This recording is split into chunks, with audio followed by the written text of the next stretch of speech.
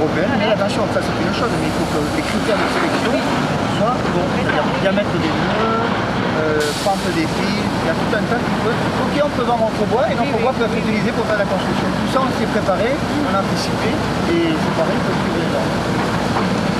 Alors ça, c'est à l'ancienne méthode, on est bien d'accord. Qu'est-ce qui compte, c'est que la scierie puisse être alimentée, que les outils de production et du bois devant pour les produits sciés.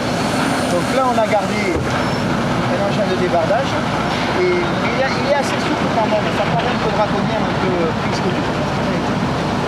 Et là, ça remonte. On a deux lignes de sillage, une pour le bois de tessage et une ligne pour le bois de construction. Et en fonction des commandes que l'on a, on va aller chercher dans le parc à bulles des bois de qualité, charpentes, avec des longueurs spéciales par rapport aux commandes. C'est aussi simple que ça. Oui, là c'est la base. Oui, en bas, là où il n'y a pas de nœud. Il y en a un peu, mais il y a une tolérance. Le diamètre des nœuds toléré. C'est aussi simple que ça. Et les plus grandes longueurs que vous traitez là? Pardon? Les plus grandes longueurs que vous traitez? Jusqu'à 6,50 m. 6,50 m tous les 50 cm. 3, 3,50, 4, 4,50, 5 jusqu'à 6,50 m. Bois d'emballage, 2,40 m essentiellement. Pourquoi 2,40 m? Parce que la palette, une palette dans tous les magasins, les grandes surfaces, c'est 1,20 m par 1,20 m. Ou 1,20 m par 80. Ce sont des multiples de 80, 3 x 8, 24, ou 2 fois 1,20 m. Comme ça, vous avez 3 coupes ici. 3 coupes ou 2 coupes? 2 coupes. 2 coupes et 3 morceaux. Tout à fait. Et une petite explication technique. Pourquoi sur la route il reste toujours des queues de pile? Ah, Hein? Pourquoi?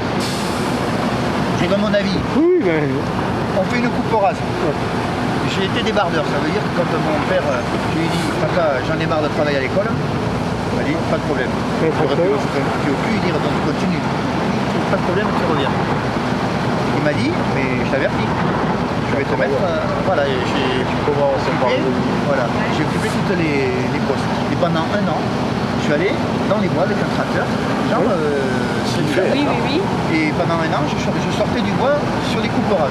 Alors, pour revenir au cul de pile, qu'on pourrait appeler bord de route, il y a une coupe rase. Il y a un volume qui fait 100. On sort 100% du volume. Un camion remorque. Vous venez de voir partir. Une fois qu'il a atteint sa capacité, il peut pas Non, plus. mais il va prendre C'est 40. multiple de capacité, ouais. 2 Exactement. fois 40. Mais à la fin, peut-être que ça tombe bien et il n'y a plus rien, mais il y a toujours quelque chose.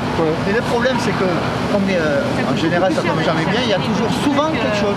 Et le chauffeur ou l'entreprise de transport, eh bien, quelquefois, Il a pas pour envie de 4 ou revenir. 5, 6 terres, eh bien, ça traîne.